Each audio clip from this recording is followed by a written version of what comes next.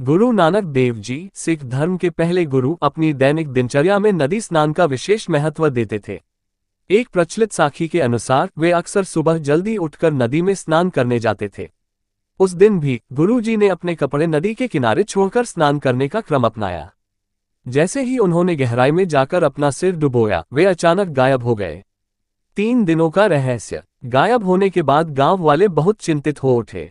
सभी ने उनके खोज में दिन भर नदी की तलाशी ली, यहाँ तक कि उनके कपड़ों के पीछे लगे निशान भी कोई सुराग नहीं दे सके।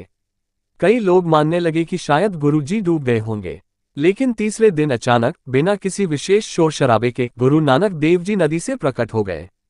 उनके पुनरागमन के समय उनके चारों ओर एक दिव्य आभा देखी गई, जो उनके आध्यात्मिक अनुभव का प्रतीक थी। उनका संदेश और परिवर्तन। गुरु जी ने अपने गायब होने के पश्चात यह संदेश दिया कि ग्रेटर देन हिंदू नहीं, मुसलमान नहीं, एक ही परमेश्वर है।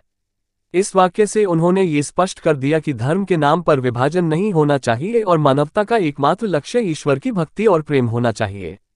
उनके इस अनुभव ने उन्हें और भी आध्यात्मिक कर दिया और उन्होंने अपने जीवन का अधिकांश धन, संपत्ति आदि दान करके लोगों में सेवा और भक्ति का संदेश फैलाना प्रारंभ किया।